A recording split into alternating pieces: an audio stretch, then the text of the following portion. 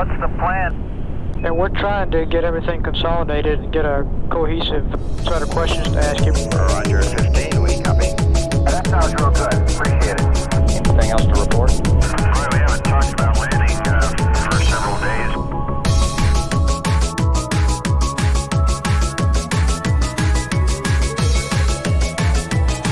Believe none of what you hear, question everything you see.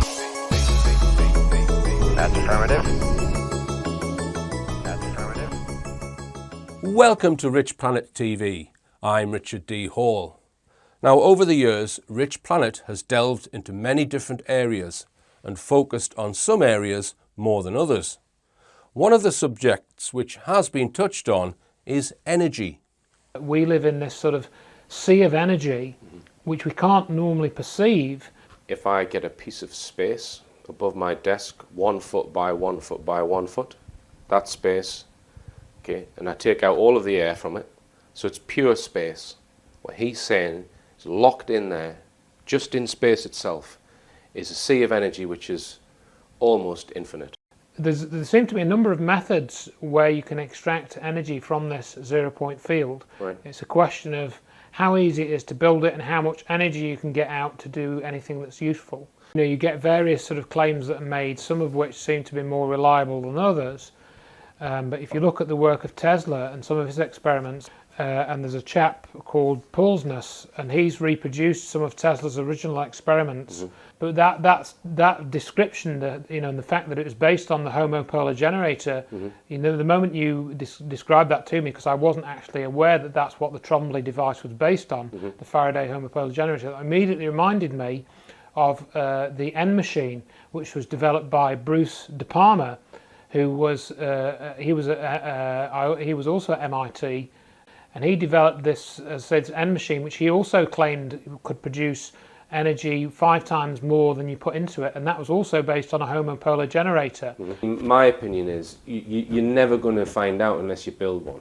Right. We were saying before, is this linked into the Maxwell's equations and the missing part of Maxwell's equations? Correct, that's right. And if you look at Maxwell's original equations, my understanding is that the original equations that Maxwell came up with had extra dimensional elements in them, outside the normal 3 dimensions, which he had realised were relevant to explain, the way that electromagnetic fields, went through a vacuum and this sort of thing.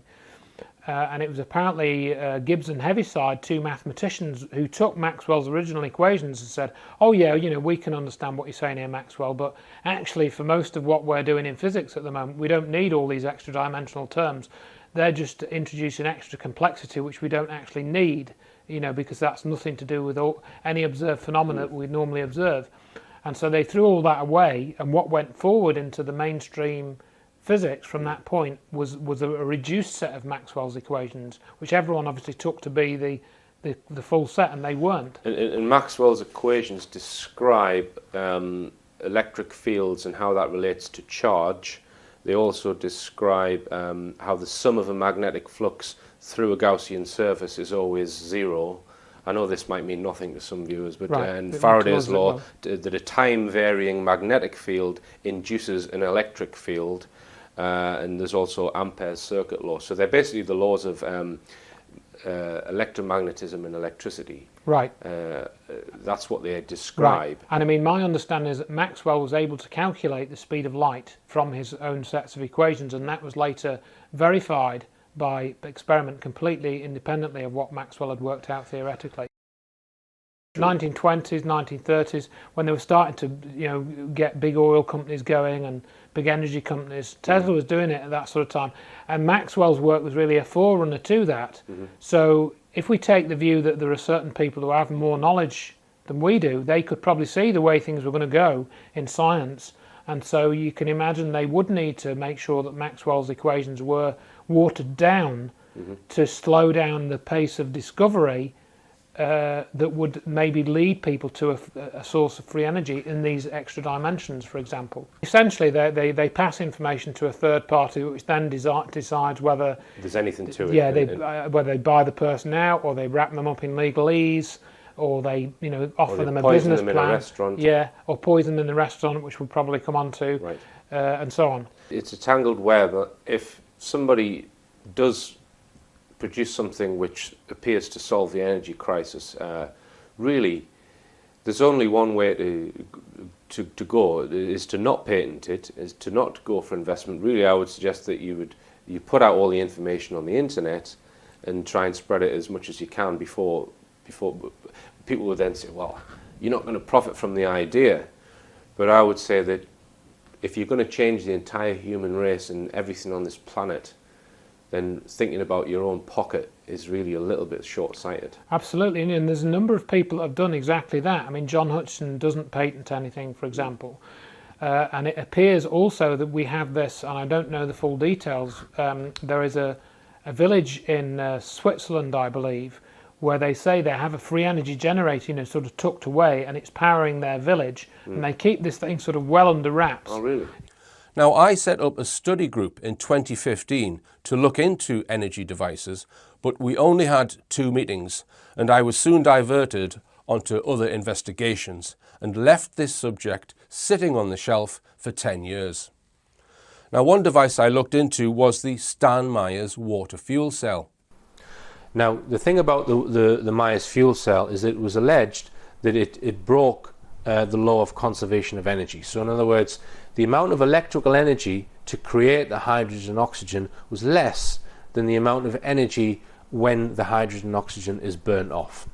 Now, most scientists would immediately dismiss that such a device could work without even looking at it. Now, I don't belong to any company, I don't belong to any organisation, I don't work for the government, and what that means is that I can look at inventions such as the Stan Myers water fuel cell and investigate them without being ridiculed, without having any pressure or peer pressure for someone saying, oh, why are you looking at that? It's obviously a fake. I'm not arrogant enough to say, well, that can't possibly work because it breaks the law of conservation of energy. But at the same time, I'm not ignorant enough to say, oh, well, that must work because he was poisoned in a restaurant. Further investigation is required.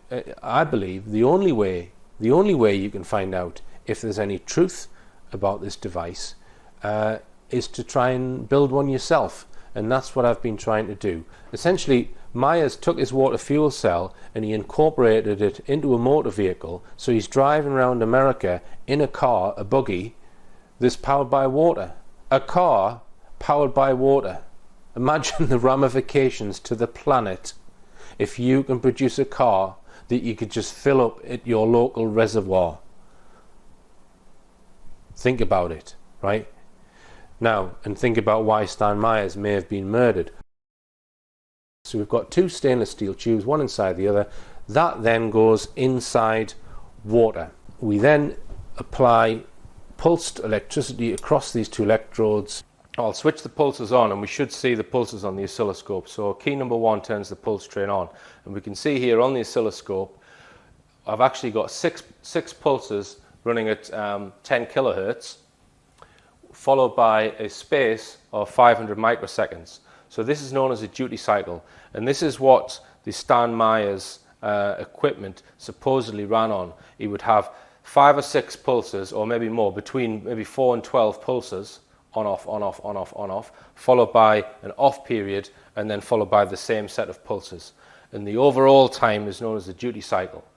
All right, but we can also modify the pulse width. Now, I've written this control screen here in order to modify all of the different aspects of the pulses. So, for example, I can actually add in another pulse in there. So I can change the number of pulses. So if I just hit Q, there we go. I've got an extra pulse in there, and then another one, and another one. Okay, so I'm adding pulses into that signal. I can reduce them, go down to 4, now down to 3. All right, so now I can also modify the speed of the pulses, or the frequency, by increasing the width. Now I do this by pressing P, and then you can see there, they're just getting slightly longer. So that's slightly higher than 10 kilohertz. Sorry, lower than 10 kilohertz there. All right. Now the other thing that I can do is I can modify what's called the Mach space ratio. So in other words, I can make the on time longer than the off time. And this, I think, is quite important for this device. I can also modify the duty cycle. So I can modify the time that the pulses are off for. We can do this by pressing the U and H key. So I've got pairs of keys on the keyboard. You can see there the gap between the 3 pulses is just coming down. There we go. Or we can increase that. So I've got ultimate control over these pulse trains, and we can go up to about 80 kilohertz. And then hydrogen oxygen then bubbles off and then can be collected and used to power an engine or what have you. That's the principle of the Myers device. The circuit that I've built here is based on the Myers 8XA circuit. If you want to look up that on the internet. Your pulsed DC comes out of the voltage intensifier circuit. It goes through the coil, across the electrodes, and then it comes back and it goes through the coil again. So you've effectively got 2 coils either side of your capacitor or your water cell, because electrically this is effectively a capacitor. So you've got an inductor either side of it with pulsed DC voltage going onto it. And according to Myers, it's the fact that you've got these 2 inductors either side of the cell which is important. He talks about resonance. Now I'm dubious as to whether there's any resonance in this. I think it's more of what I would describe as a pumping circuit, because you're getting pulsed DC and each pulse raises the voltage each time, and then what happens at some point when the voltage gets to a particular level across the plates, the water cracks and creates hydrogen and oxygen. The voltage is 100 volts. We've got just under 2 amps, so we're just under 200 watts, and you can see there's quite a lot of gas coming off. Now it would be a question of collecting that gas and measuring the volume and ask, well, is it higher than the 200 watts? Skeptics would say that hydrogen and oxygen is just a result of bog standard electrolysis, but I wouldn't know until I've measured it. You see, that the current there, in my opinion, is too high. That needs to be limited in some way, but in a way that the gas still comes off. Energy is fundamental to life, more fundamental than money, politics, or even matter. Energy is required for just about everything, even to create digital commodities such as Bitcoin. Energy flows through empty space, and it is the driving force behind all life. Empty space is more fundamental than the energy which flows through it, however, but perhaps we'll get into that more in later episodes. Energy is the driver of all forms of communication and plays a role in consciousness. What could be more worthwhile than exploring and understanding energy and how it manifests itself in our world, and investigating whether energy can be obtained in ways that are not widely known about? Over the last 4 months, I have been investigating devices which are alleged to produce energy in ways which could replace conventional energy generation technologies such as fossil fuels, nuclear power, solar energy, etc. This is a huge field of research, and a controversial one too.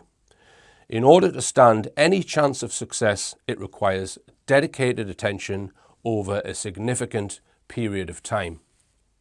I am changing the focus of Richplanet and dedicating my efforts to this field, at least for the near to mid-term future. And the project will operate under the name Richplanet Power. Power being the rate of flow of energy. It also has other meanings. The project involves research, but more importantly, it will involve building experimental devices, machines, or experiments in order to attempt to prove or disprove certain claimed concepts about energy generation. I have spent some time in recent months designing, building, and testing an experimental device based on the homopolar generator, invented by Michael Faraday, which some researchers have claimed can generate more electrical power than the external power required to drive it.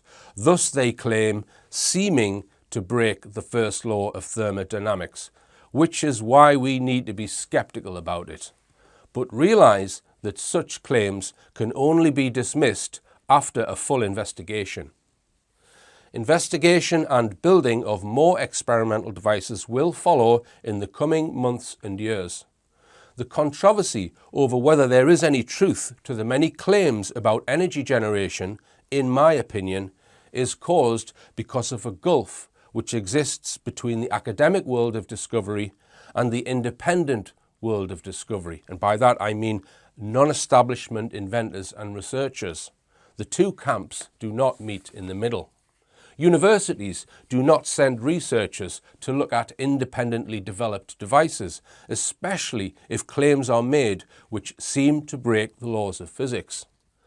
Academia has a set of well-established laws of physics which can only be modified if a rigorous, repeatable demonstration is in the first place examined by academia and can then unequivocally show that something new has been discovered. This must then satisfy all the peers in the peer review process. If an independent researcher makes claims of something which might represent a new discovery in physics, it will, by definition, break or cause a change in the accepted laws of physics. As soon as academia realizes that a claim of this nature has been made, there is always reluctance by academia to even look at the claim. We know that cannot work, so if we look at it, we will look like fools, even when we prove that it doesn't work. To them, such claims are a poisoned chalice. So the door is often closed to researchers who operate outside of academia. Another possibility is that investigation may show that such a device does not break the laws of physics, but does do what the inventor claims, and there is an explanation which has been overlooked as to why both are true. There is also the aspect of funding. People who work in academia can only investigate something that has been approved and funding provided, the funding often being decided by non-scientists. And there is the hive mind mindset which operates within academia. For one scientist to go against the rest can be very detrimental to their career, so they normally follow the herd, even when the herd is wrong. The gulf between academia and non-academia exists in many other areas of research, not just energy. Now, it is a fact that every patent application is screened by intelligence agencies to determine whether that new invention should be suppressed on grounds of national security. There are very good reasons for this. If someone invented something that could be made with household items that could completely block out the sun from the whole planet, for example, you wouldn't want the whole population knowing how to make one. There'd be a good reason for suppressing such an invention. But that is an extreme example, and we do not know the full extent of devices that have been suppressed, because they're suppressed, some of which may be of benefit to humanity, such as new forms of energy generation. Some energy generation technologies have been suppressed, not by the patent process, but by academia. One example is cold fusion, or low energy nuclear reaction, the replication of which has been demonstrated independent of academia. Richplanet Power will be looking at existing claims that have either not been looked at by academia or unfairly debunked by academia, and trying to bridge the gulf, shine a light on the subject, and attempt to establish the truth about energy generation technologies. This is going to take time. It requires research, it requires time to design devices or experiments, and it takes time to build them, and of course, it will be limited by a tight budget. Therefore, my output of video reports will be far less frequent than in past years, but hopefully will be of interest to all when there is something to report. As I mentioned, the first device or claim I have looked into is the homopolar generator, which I will be reporting on in the next video. For those who don't know, I am qualified in this field with an honours degree in electrical and electronic engineering, and I worked as a professional engineer in this capacity for the best part of 20 years. So that's where my skills lie. Now, I am just as sceptical about claims of so-called free energy as anyone in academia is. But unlike them, I am prepared to investigate them. I don't necessarily expect to find any free energy device or any free energy or energy from the quantum vacuum. But unless you look properly with an open mind, you will not find it. And that means looking outside of academia as much as it does within. There are many devices to look at, and I do hope to get closer to the truth about some of them, whether they work or not. And if there is one that works, find it and prove it with a physical demonstration. That would be the ultimate goal. It may take years and to some seem impossible. It may never arise, but I think it's a worthwhile endeavour for the coming years. Bear in mind that if a particular concept is shown to have promise, it may require significant engineering and development to create something usable once a concept has been proven. And I hope to be joined by Andrew Johnson and possibly others along the way to discuss some of the many issues about the subject of energy. If anyone has any ideas, please email me at richard@richplanet.net. If anyone believes that there is a device or a concept that should be investigated, please get in touch, richard@richplanet.net. Now here's a short video showing the homopolar generator which I built, which I named the Mini N machine after Bruce De Palma's devices. Some of these devices are alleged to be tapping into a source of energy which is as yet not fully defined. Energy from what's known as the quantum vacuum. Energy from within the fabric of space itself, according to some, is able to be extracted.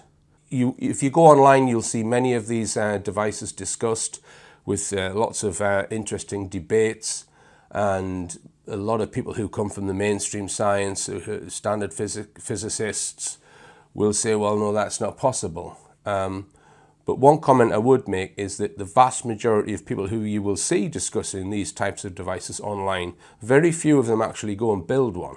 You can present as many equations as you like and state as many laws as you like, but the proof of the pudding is in actually building and testing something. A lot of them, a very high percentage, involve magnetic fields or magnets or magnetic coils. So putting energy into a magnetic field and then taking energy back out of a magnetic field using a coil or a permanent magnet.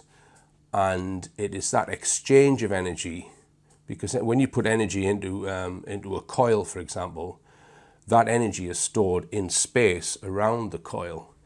And then when that magnetic field collapses and the energy comes out of the coil, it's being extracted from space. And the claim is that if under the right conditions, you can more energy can be extracted from that space, which is coming from the energy which is inherent within empty space.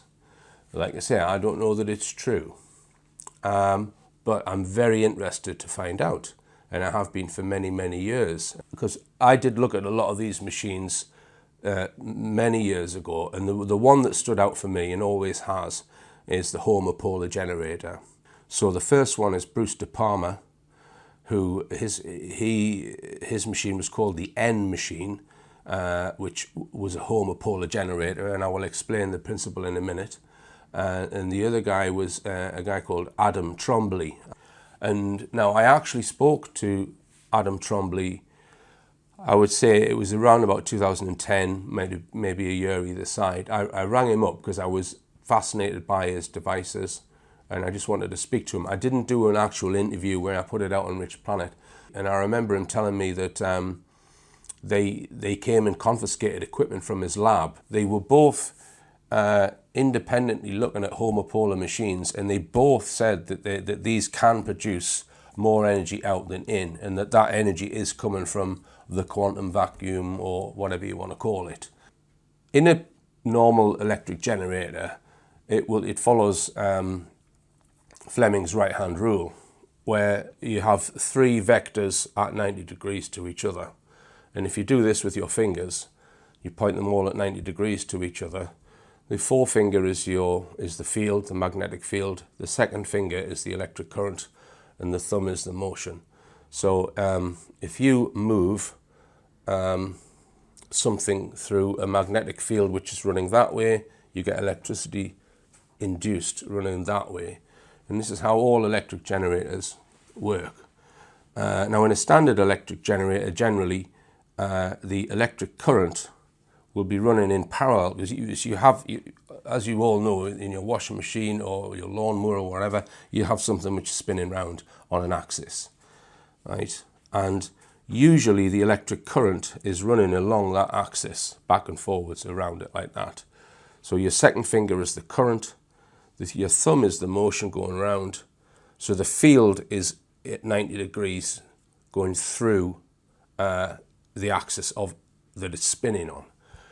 With the homopolar generator, this is all shifted through 90 degrees, right? So your current, your second finger, your current, which normally runs along the axis of rotation, right, points outwards from the axis of rotation, right, which is in the form of a disc. So I've got two copper discs here, which are 5 millimeters thick, and they're 180 millimeters in diameter. Now, this is what I'm using for my copper disc. So what I've called it is a mini end machine. It's a mini version of what Bruce De Palma built. The reason why I'm using two discs and not one is because 10 millimeter thick copper cost a fortune to buy, right? So I could only find 5 millimeter thick at a decent price, right? So these are going to be screwed together. So it's effectively a 10 millimeter thick solid copper disc, right? So that will be, the intention is to spin that as high as you possibly can. The faster the better. If we can get it up to 3,000 RPM, great. If we can get it to 6, great. If we can get it to higher, even better, because the voltage produced is proportional to the speed. All right. So you have a magnetic field which is going to go through the disc as it's spinning, and what results then is a voltage between the center of the disc and the rim of the disc. So the shaft that you put on the center, you have to have a brush system which will take the electric current from there, and you have another brush on the outside of the disc which takes it from there. And typically these sort of systems, you're lucky if you're going to get 1 volt between the center of the disc and the outer side of the disc. Well, what's the point of that, you might think? Well, 1 volt but at a very large current. And this is why these devices are not used, because you've only got one conductor the electricity is being induced in, which means normally you would have a coil, but due to the configuration, you can't make a coil in this configuration. So you're left with extremely small voltages, but a high current, which is useless. You can't use it. For example, let's just take your microwave oven, for example. It's 750 watts. So if you wanted to power your microwave oven off 1 volt, you would need 750 amps, which is, it would be a cable like that. So De Palma, he used, on his copper disc, he used permanent magnets on both sides. So you would have the north side on one side and south on the other. So you've got the magnetic field running all the way through the disc. Both of them used co-rotating magnets, and this is a very important element of this as to why I think it achieves over unity, if indeed it does. Normally, you would have something generating the magnetic field here, which is fixed, and the disc would rotate. So you'd have an air gap, a gap between the magnet, which is stationary, and the rotating disc. But both Tromley and De Palma, what they did was they fixed the magnets to the disc on both sides, and they spun them together, co-rotating at the same speed. Now, intuitively, you think that that wouldn't produce a voltage because there's no relative motion between the disc and the field, right? But apparently it does produce a voltage. And by fixing the magnets to the disc, what that does is it gets rid of the air gap. And the air gap itself is what reduces the size of the magnetic field because it's a higher reluctance path. So by attaching the magnets, whether they be electromagnet or permanent magnet, to the disc, and rotating the whole thing it improves the efficiency of the machine, because your magnet is right up against the conductor. Now Trombley went a step further, because if you've got a magnetic field going through this copper disc, we all know the shape of a magnetic field. If you get a bar magnet, it goes up, comes out of the magnet, it goes back round, and then it goes back in like that. So it's circulating in 3 dimensions all the way around. It's doing this, right? Now when the magnetic field is going through the air, the size of that field is reduced, because air has a very low magnetic permeability, right? If you encase that field in a highly magnetically permeable material, it reinforces that field, and it makes the field stronger.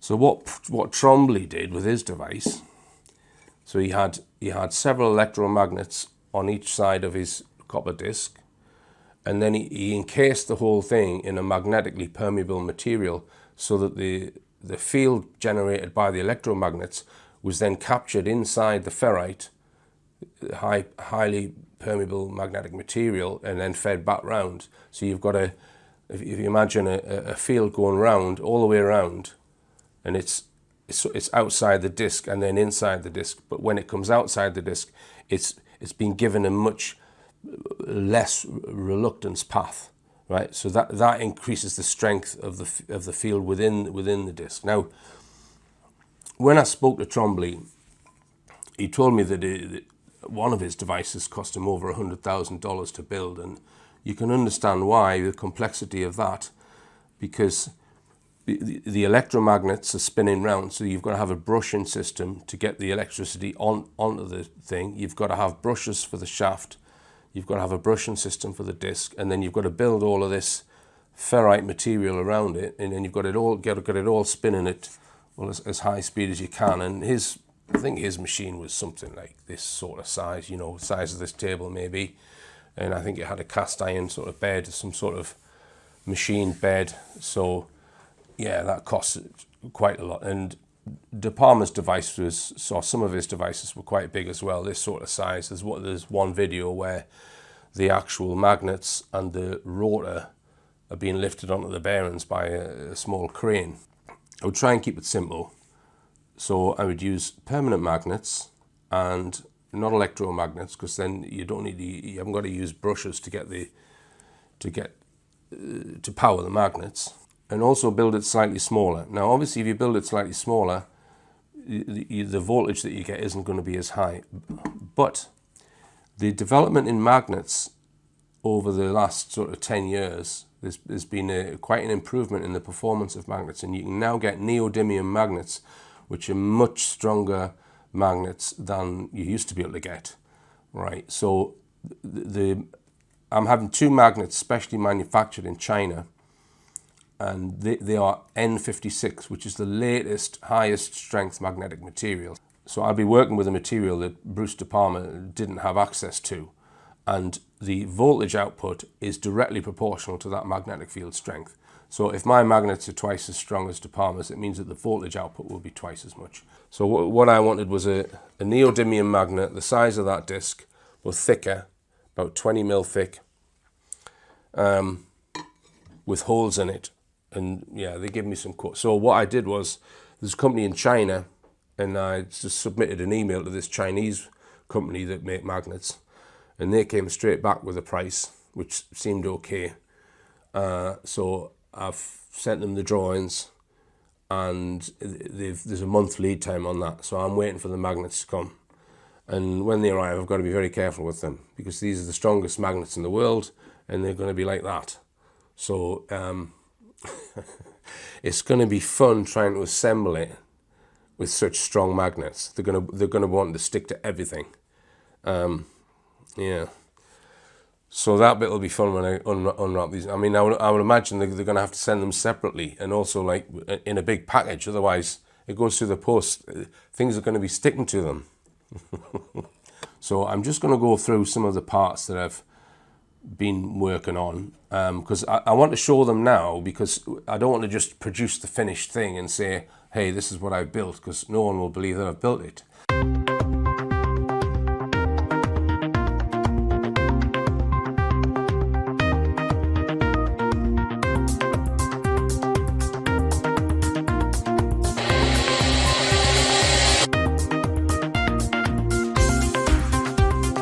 Control panel.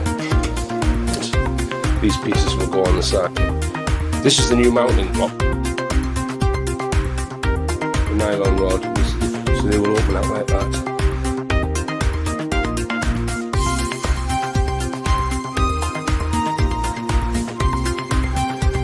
This is a 0 to 5 volts voltmeter.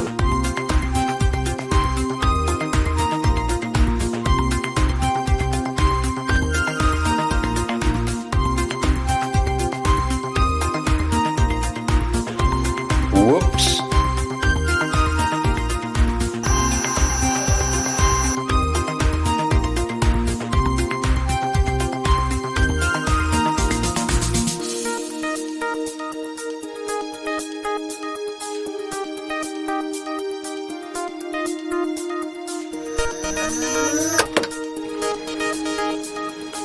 So it's set the set point there. So now that this thing's got a brain, there's all sorts of possibilities going forward. I'm quite excited today because the magnets have arrived. Whoa! So there's one magnet there, the other magnet's on the other side. So they're pulling together obviously, but the bottom magnet is pulling towards a metal plate, which is obviously at the bottom of the box. So that's it there. So there's as I say, wow. So that's sticking on the bottom there. There's another one. God. Right. There we go. So see, it's hard to lift out because there's obviously more metal underneath there that it's sticking to. If I God almighty. You see it's pulling this whole box. Right, I've just had the press fit done. So the copper disc now is attached to the rotor. This magnet now at the moment is being pulled to that bearing because it's made of steel, but I can pull that off. So that's how it's going to be. And obviously the next stage is to get the other magnet and put that on top. And then once the top magnet is on, it's then a case of fitting this bearing. If physicists and engineers were honest, nobody really understands electrical induction. So we have Faraday's law who discovered this, which basically describes that if you move a conductor in a magnetic field, a voltage will be generated. So the rate of change of magnetic flux multiplied by n, which is the number of conductors, equals the voltage that you will get in this. Now with a homopolar device like this, we only have one conductor. So we've got a magnet here which is putting a magnetic field through this disc. If I was to leave the magnet still and spin the disc, we get a voltage produced between the center of the disc and the rim of the disc. Okay, that's induction, right? Incredibly, if I was to keep the conductor still and spin the magnet, you don't get any voltage produced in the disc. If you spin the two of them together at the same time, you do get a voltage induced in the disc. And this is suggesting that what's happening here is this magnet is changing the actual space within which this conductor is sitting. So the magnet is causing the space to be modified in some way, probably twisted in some sort of vortex, some sort of change in topology of the actual space itself. So when the conductor runs through that modified space, the voltage is then induced. It's highly curious that if you keep the conductor still and rotate the magnet, you don't get any voltage induced. Now, the thing with this configuration is that when you spin the magnetic field stays exactly the same because it's actually magnetized. So in other words, you've got north here, you've got south here. Alright, so when you spin it, you've still got north here and you've got south here. So there's no change in the magnetic field. The magnetic field is exactly the same when the magnet is spinning. Alright, it's the fact that you are rotating the disc through that magnetic field that produces the induction. Alright, now in a standard electric generator, what's happening is that magnetic field is changing all the time. So your conductor is experiencing, so let's just take one tiny piece of the wire inside your electric generator, one infinitely small particle. What's happening with that particle is it's getting north and it's getting south, and it's getting north and south. So the direction of the field is changing, usually 50 times a second in a standard electric generator. So the conductor in a standard electric generator is constantly seeing a fluctuating magnetic field. It's going that way, then it's slowing down, then it's coming that way, then it's slowing down and going that way. So the field itself is constantly changing in a standard generator at 50 cycles a second. So it's oscillating like a sine wave. This generator, completely different. What's happening with this generator is the magnetic field is completely fixed and the conductor is moving. This produces DC, direct current, because the magnetic field is fixed and the conductor is moving at a fixed speed and the electric current comes out. So it's constant. It doesn't change. It's not oscillating like in every other standard electric generator. This is different. There's no AC here. It's just DC. Now think about that. In a standard electric generator, you've got the field is oscillating and then the current is oscillating as well. So there's an exchange of energy within space like this, like a sine wave, up and down, up and down, up and down, backwards and forwards. So the energy is in an oscillation like this. It's changing. But with this generator, that's not happening. You've just got one flow, one direction all the time. So the magnetic field is the same all the time and the DC current is all the time. So this is the I mean, if you look at Faraday's law, it's actually incorrect because it doesn't work. It says that the change in magnetic field relative to time equals the voltage. Well, there is no change in magnetic field relative to time in this device. So is that the reason why energy can be extracted from the vacuum? Because it's only going ever in one direction. It doesn't oscillate. But hopefully we're going to find out. Now, this magnet, which is a N56 neodymium magnet, one of the strongest magnets in the world that you can get, if we compare that to Adam Trombley's device, because he used electromagnets. In Trombley's device, he used coils, which he supplied with 150 watts, and that produced 15,000 Gauss magnetic field strength. So this magnet is probably in excess of 15,000 Gauss, and this will definitely be a lot stronger than the magnets that Bruce De Palma was using, or at least the permanent magnets that De Palma was using.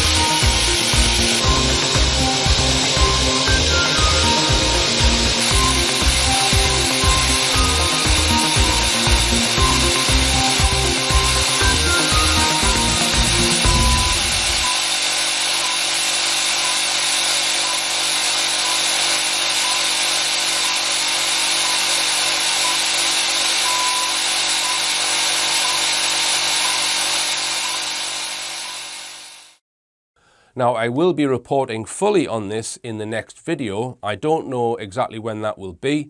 I will post a newsletter out when it is ready. So if you want email notification of when it is ready, please sign up to the richplanet.net newsletter, which can be done from the subscribe to updates link on the website. Remember, believe none of what you hear and question everything you see. I'm Richard D. Hall. Good night.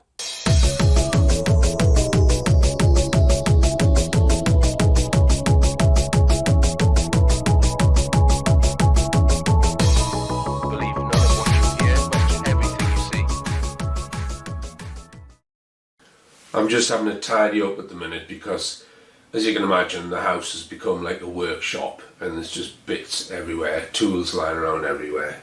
I just thought I'd point out this spanner set. I bought that when I was 17 years old, so this is 40 years old. Every spanner is still in there. I tell you what, I've had some use out of that. So if you're a young person and wondering whether you should invest in a tool or whatever, do it, because you'll use it for your whole life.